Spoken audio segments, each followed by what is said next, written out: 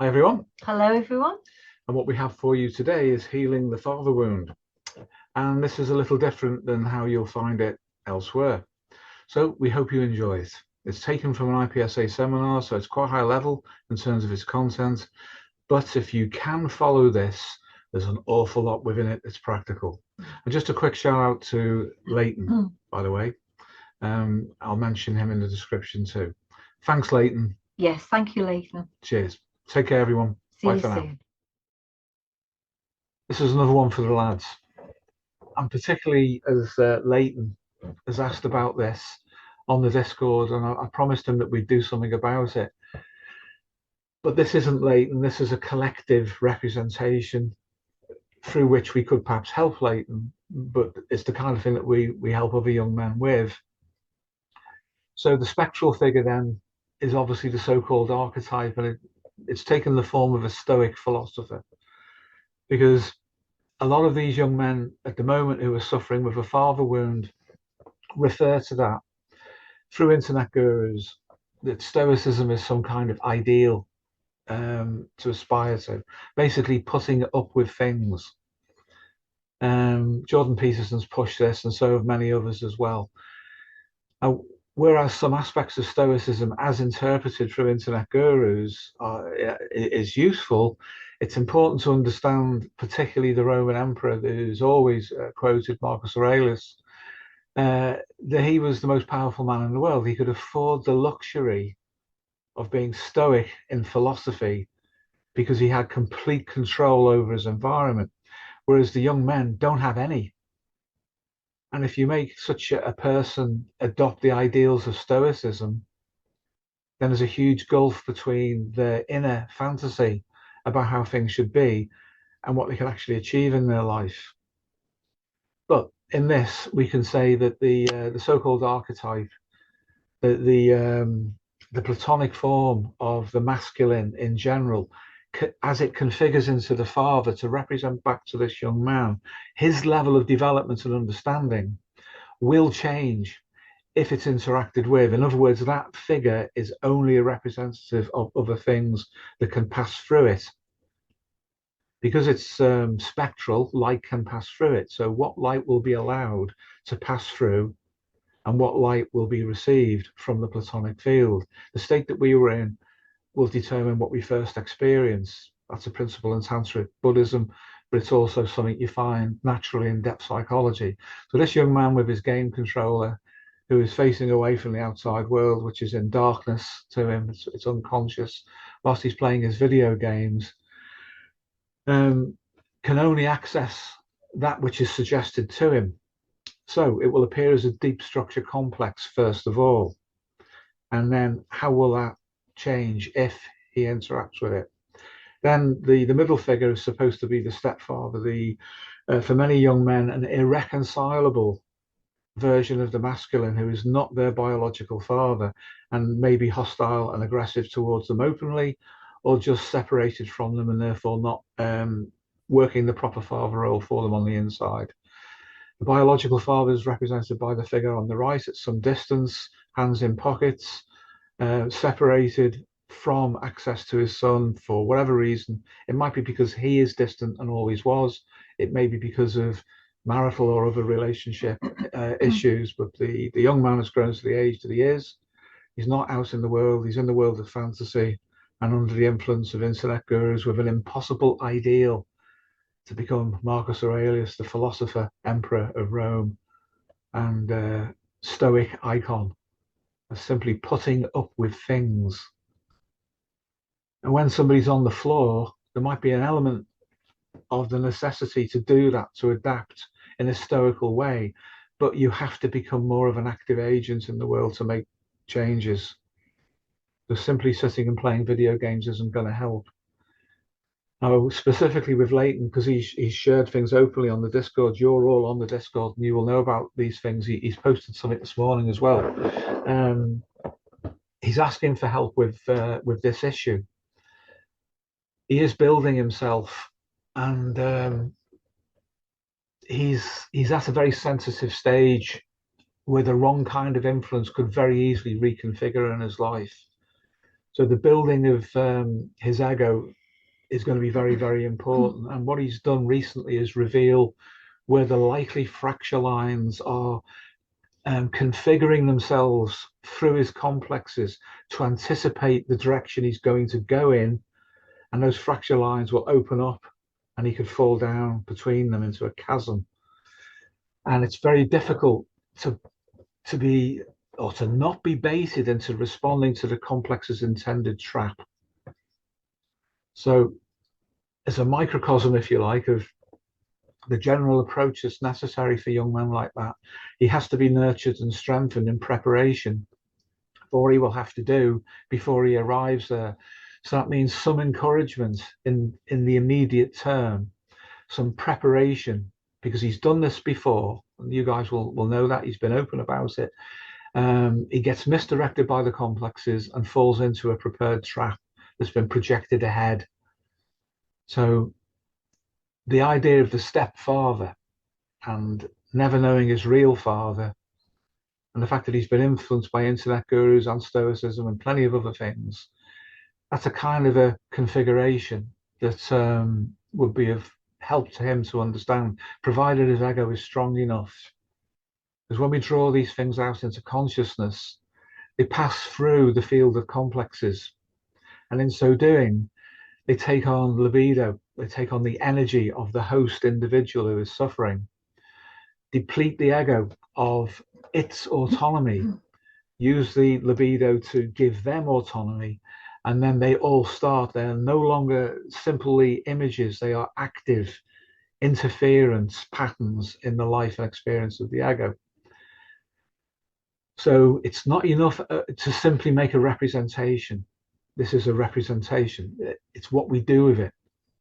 And if we're helping people as a coach or as a therapist, as a mentor, as a friend, it's as well to know how these things will naturally form themselves up.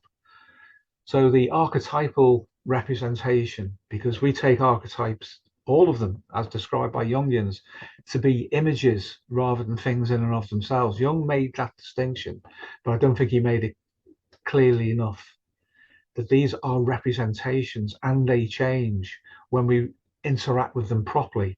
Jungians fall down on one very basic error, and that is that the representations change because we find other iterations of them in all these different cultures and different times. That just encourages us to stay within level and laterally distribute rather than go through the image or allow the image to approach us and change. That's the tantric way of doing it. It's much, much more effective. So rather than simply generate more representations of the same fixed state of non-understanding, then Leighton will eventually have to be able to deal with the image in such a way that the image changes itself in relationship to him. It's no longer the Stoic philosopher, emperor of Rome, who had an unfortunate life. He suffered in many ways, and of course, if you're Stoical, you're supposed to accept suffering. That's a problem it has with Buddhism to some extent. The Buddhists, particularly if it's misunderstood, can accept suffering too readily rather than attempt to resolve it. A lot of Buddhists do attempt to resolve it, and they attempt to resolve it for other people as well. But those traps are there within Buddhism, just as they are within Christianity. The notion of suffering unnecessarily. If we suffer too much, we can't help anyone else because we become self-absorbed. And then we generate a fantasy about justifying that suffering. And that fantasy can be such that it co-opts a religion to the fantasy and justifies itself at a higher representational layer. It's as if QED, this is why I suffer, and this is why I must suffer. Well, while you're busy being narcissistic about suffering, you're not helping anybody else. And that can happen with these young men who take on board the suggestion of Stoicism. So it would be tempting from the title, Steve, who heals the wound, to think it's almost certainly going to be the archetype, but we've got the wrong archetype for that young man, potentially, of the Stoic philosopher. Archetype as representation, yes. Image, yes. But it's really a deep structure complex. Yes. Which is the homeostatic aspect of what they call archetypes, attempting to represent themselves to say, this is what you've made of me, therefore this is how I appear. You can make something else of me and I'll appear to be different, but you have to engage with me. If you only laterally distribute, that's a fantasy, another fantasy, and another one, and you'll get nowhere. So in order to be free, you have to pass through that image. You have to convince the image that you're prepared to change. And that's the liberation that the Tantric Buddhism offers, if we can understand what it's trying to do. And that is absence in the West. It is, yeah.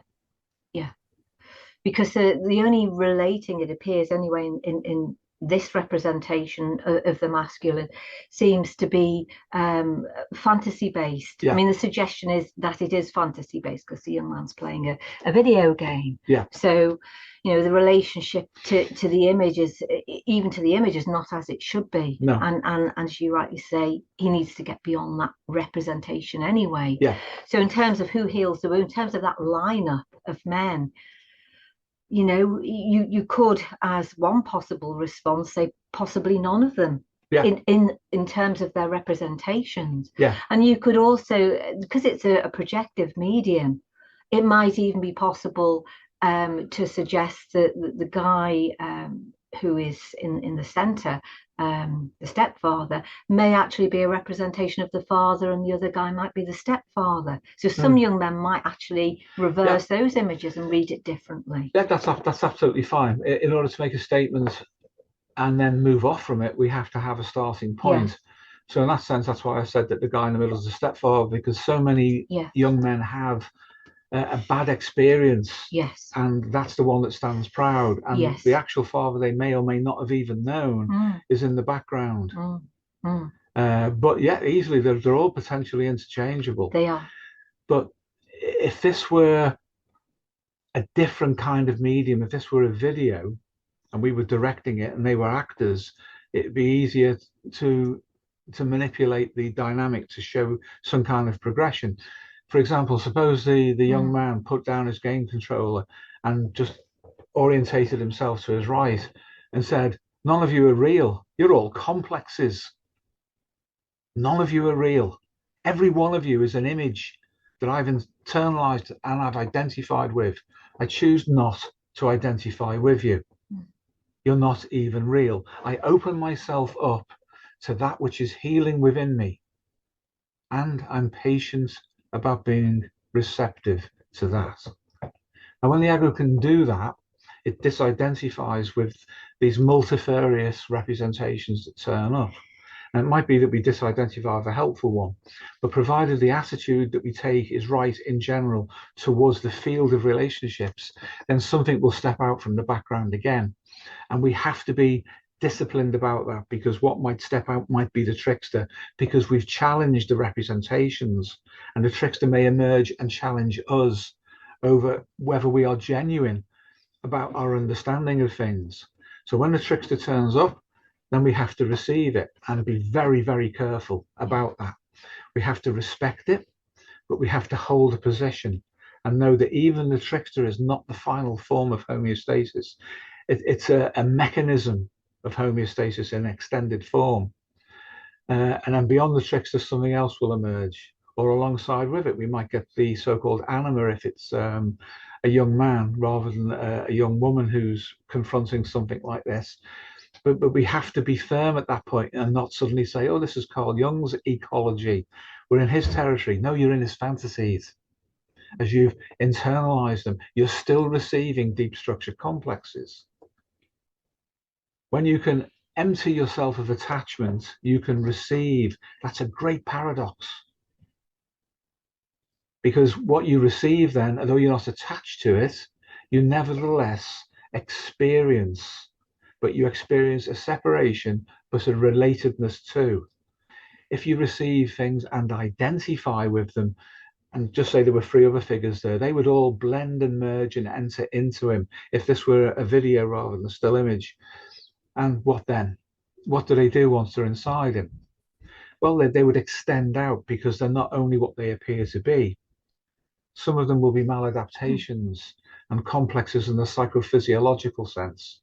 Some will manifest as behavior. in a psychosocial sense, because this is how it happens. They get inside our molecules, inside gene expression, inside the field of our whole being, because we let them in. So the task of keeping them at bay without a regressive or repressive or suppressive resistance, but at a sufficient distance where they can't attach but we can relate, that's the ideal. Then they're forced back on themselves. That's true of all complexes. How do we make a complex justify itself? Well, we have to separate from it, so it has only its own resources. Then everything that it says or does has to be in relationship to us and reveals how we have allowed ourselves to be dependent upon it. In other words, the complex could only say, I'm here because you need me. I'm here because I protect you. I'm here because I'm your symptoms. I'm here because I'm the image of your father. Are you anything that is not me? No, you're not. So if I decide not to be you, there's nothing for you. You cease to exist. But I still exist because I'm more than only you. And that's the ego position ultimately that needs to be taken. It's tough, but it's relatively smooth once you adopt that proper position towards things. Now, the downside of that is that we might start to misidentify the healing functions coming through as being merely complexes and disidentifying with them.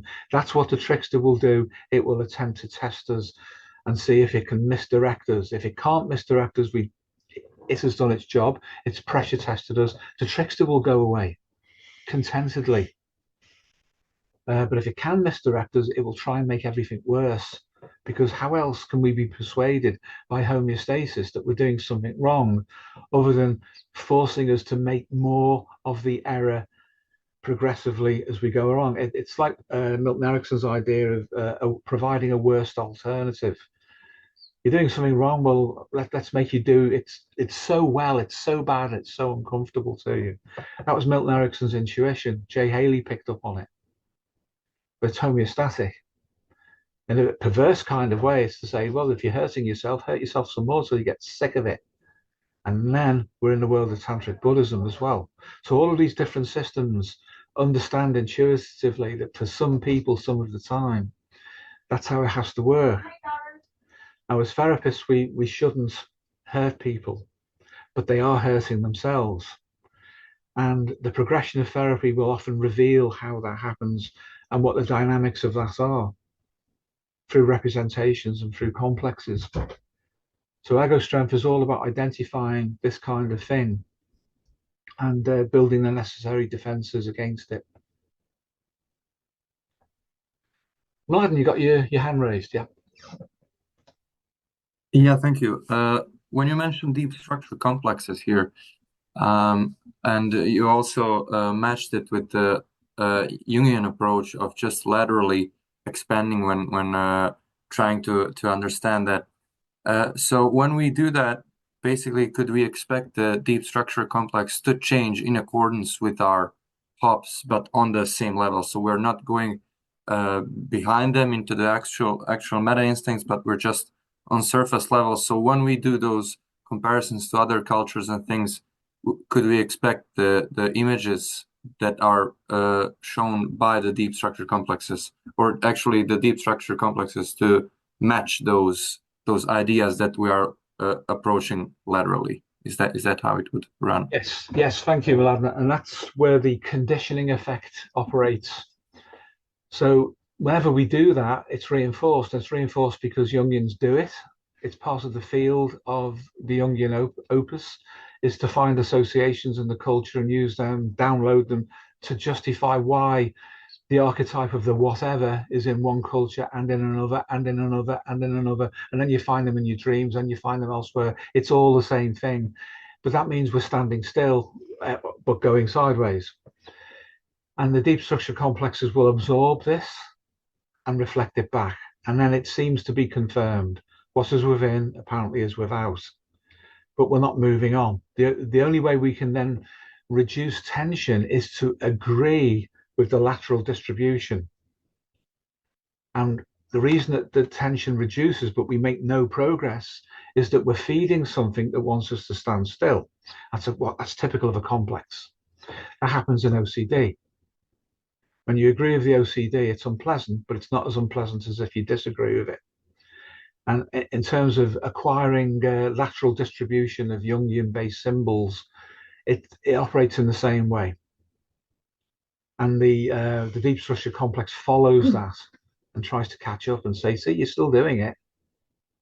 But what if you decided not to do that, and that your confrontation, as Jung himself called it, I believe wrongly, with the unconscious, is not an active confrontation, but it's a passive presence which challenges the representation to justify itself, to be removed by something else acting within the psyche because you're doing the right thing, or it's obliged to change because you are passively receptive but not identifying with it.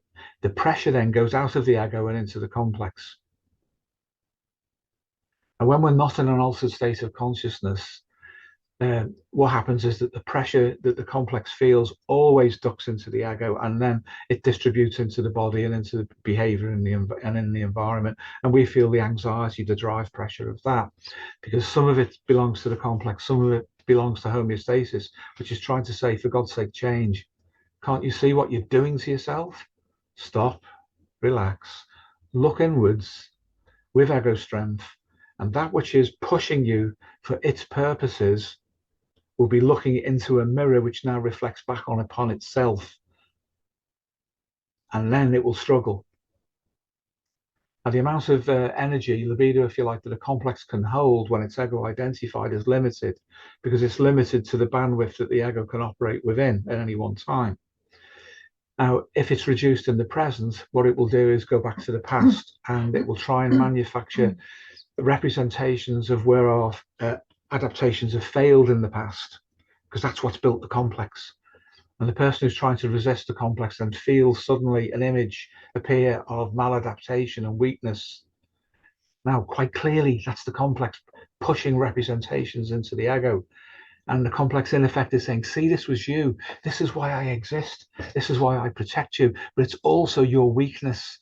That when you identify with that, you immediately justify my existence, and I'm back, I'm there, and I've got you. But if you're calm and relaxed, receptive but reflective back, then eventually the complex is going to get fatigued.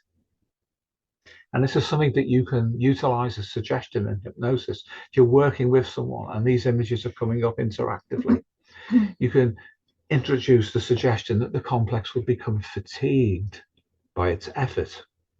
And it has no energy of its own. So everything that it does means that it's becoming more and more tired and unable to sustain itself. And then you introduce the notion which brings the meta instincts on board and say, in the background and all around, in the past, the present, and the future, is that field of health, homeostasis in other words, that will bring forward everything you need to heal yourself.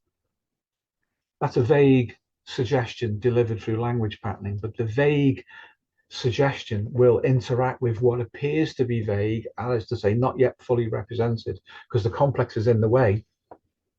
And then it will bring it through. Homeostasis will say the ego is now ready to receive this. It can integrate it without this being misdirected by the complex into something else, because the ego is separating itself off from identification. So it can come through. So these are hints at how you can work with these processes in a focused way, without being distracted by internalized Jungian stuff, which then gets internally projected, utilized by complexes, fed back towards the ego and traps it. No one would want to be in therapy for 10 years by choice unless there was something actually wrong with them. I mean, seriously wrong with them. I don't just mean neurotic suffering. There's something so needy that they need that amount of attention, that no one would normally do that. Most people who suffer, they want the end to this. They want this sorting out. They don't want to indulge it. So if we follow natural means, natural processes, then we've reached a goal that the Jungians think takes 10 years, and it can be very, very quick once you bring that healing force online. So Martin, that's the process really of dealing with that, and in response to your question. Yes, thank you. That was massively informative. Thank you. Thanks, Martin. Amazing, just amazing.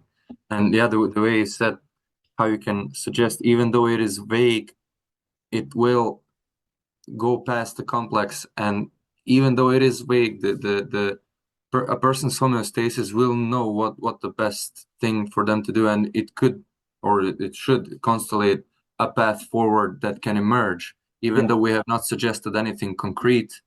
The content will emerge from the person so that we can receive and they can receive it going forward. Yeah. Great point. And thank you for being so clear about that, because that is it. That's in summary what I was saying. And looking at this image now, we can animate that in our mind and give an illustration of what one of those stages might be like. So the young man shifts around in the chair, orientates himself towards them, and he's established his position of independence, and then he says what you've just said, insofar as that's what he's seeking, that which is behind them. What do they do? What might they do? They might start looking at one another and say, what do we do now? This does not compute, if you like, because the logic of the complex that is formed incrementally has been a predictive model of how the ego is likely to respond to the conditions under which these complexes formed. In other words, if they can't predict the ego, that it's them that will start to panic at that point. When I said about holding a mirror up to them so that they are reflected back to themselves, that's another Buddhist way of dealing with evil, for example, as they understand that to be, reflecting it back to its source. So the light that enters the mirror is always reflected back. Although we see an image continually forming in the mirror, it's continually being reflected back. It doesn't stay in the mirror.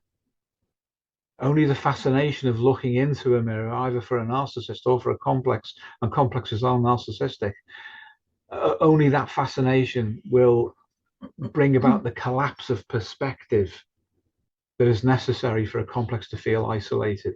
It is literally shown its own face at that point, and it doesn't see ours. That's important if the ego is to disidentify, but gradually then that they would be unable to sustain their form. So the absent father complex, if that's what it is, will dissipate. The stepfather would weaken and dissipate, but the Stoic philosopher is likely to change into something much more helpful. The thing to watch out for, as I say, is the trickster and potentially the so-called negative anima. But even then, the trickster is trying to help us. We mustn't see it as an opponent process. It's a complementary process to what we're doing that operates according to a natural perspective that it has towards the ego. The trickster is not the ego. It's something in and of itself. That's the best way to react to it. Neither through fear nor deference, but receptivity of a natural process. That way we don't identify with it and we don't run away from it. If we don't run away, it can deliver its message, we can receive it. Then you see homeostasis, as you say, it starts to act then, because all the configurations will rejig according to the position in real time that the ego is taking. That's incredibly effective because it is natural.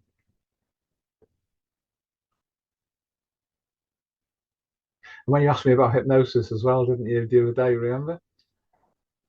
There are aspects I do.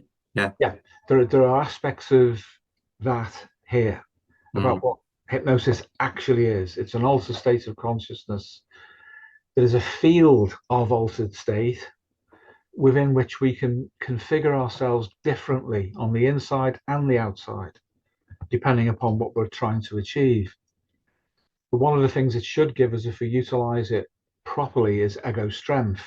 When we don't utilize ego strength, we become victim to dissociation, which is an altered state of consciousness.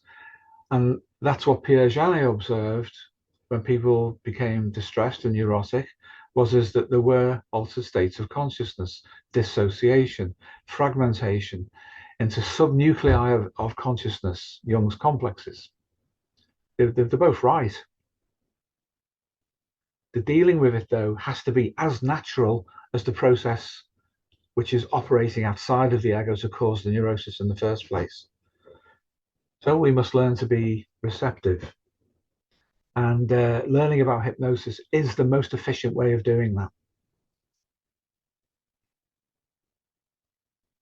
Yeah, thank you. I'm looking forward to becoming better and better informed about it and better connected with the process. But what you're saying is really powerful, really good stuff. Yeah. Thank you. So the two fundamental infodynamics, as we call them, and I know you know this, well, dissociation, which is the process of entering trance states, and then representation. And those three figures to that young man in that image are representations.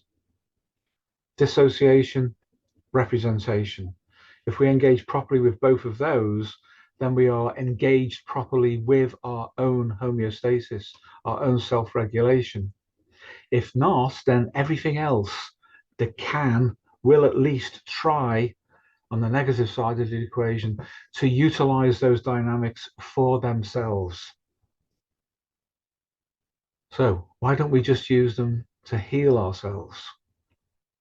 Then the system becomes more efficient.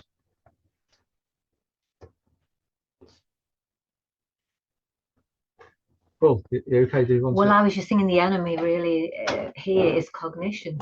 Yeah. It's the thing that gets in the way of us receiving time after time. Yeah.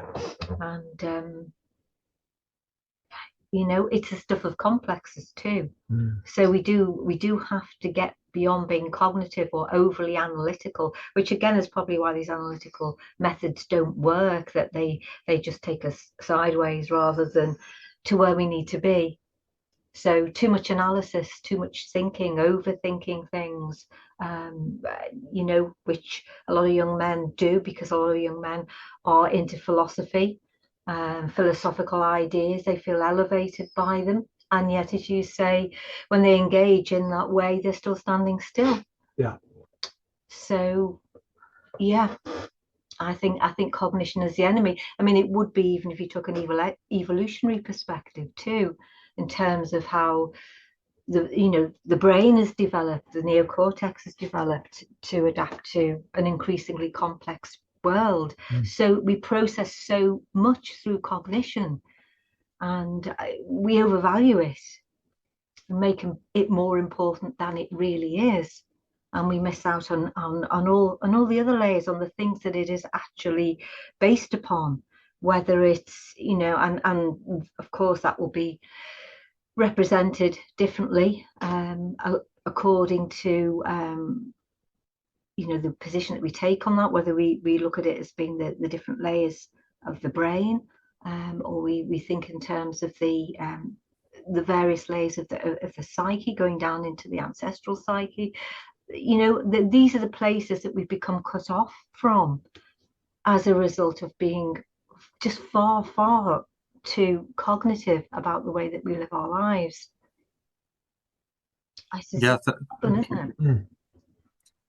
Yeah, and what Steve also said, that even though we're trying, and you also, Pauline, mentioned how young men can feel elevated by the ideas. Yes. Even though we're reading stuff, I can say this from personal experience from an earlier part of my development.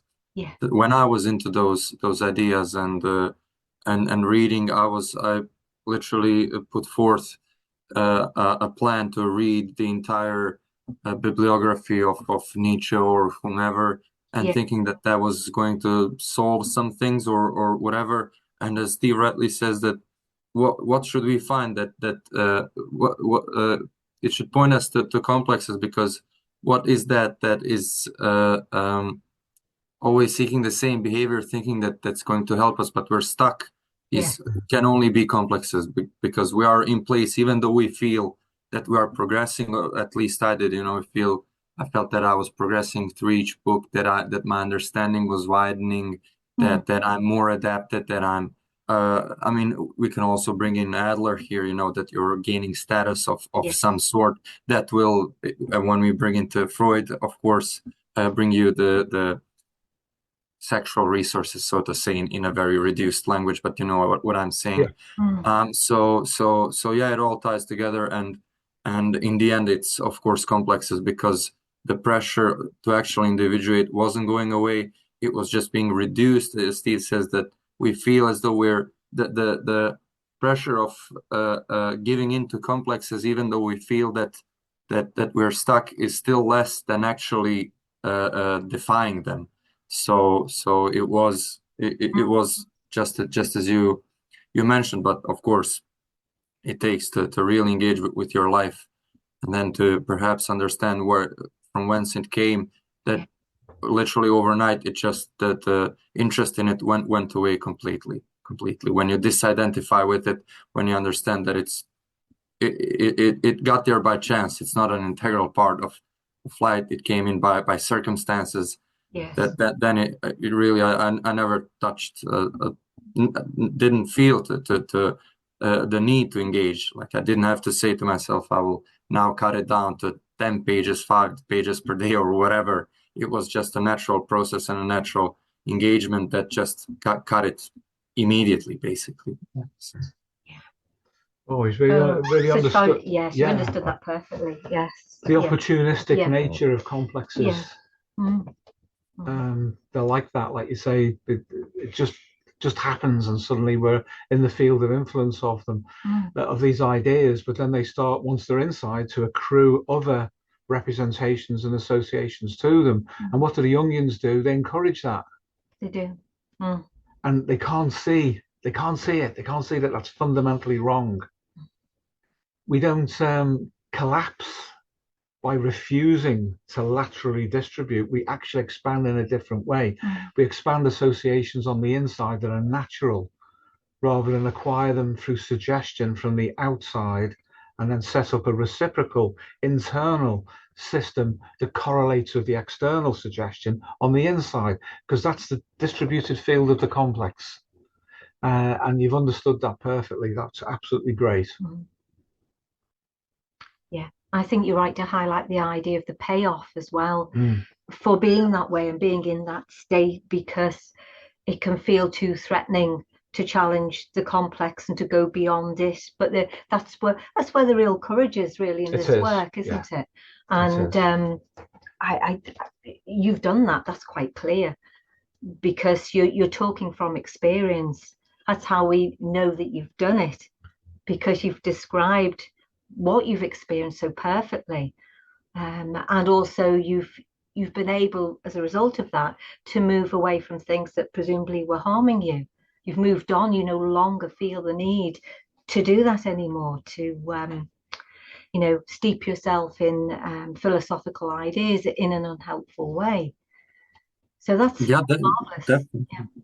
Definitely. It freed up a lot of libido to go into genuine things that were required of me in life at that time, and it was just a more healthy expression, and brought about a richer social life and everything that is just incomparable to the previous state. Even though it did have its strength, as you say, it can be hard to resist it, because they offer pseudo solutions to your problems. And when you bring in identification with it, maybe complexes, parental complexes, it can, from within, at least from the position of the ego, it can feel so hard to gain the courage to disidentify, to admit to yourself, basically, that is not a part of you. So from without, of course, especially when you get over it, it can feel easy to talk about it, to understand it, to understand the concept, to understand the symptoms that were around it, but from within, it can be or it was a great challenge. So disidentification and dissociation is the right path if done correctly. I'm not saying it was so easy for me because I wasn't knowledgeable in it, and I'm still learning a lot. But I did get through it. But I can completely see it now that if the right approach is done, it can be much less painful and much quicker to go through it. So yeah, there's a lot in there that can help a lot of people.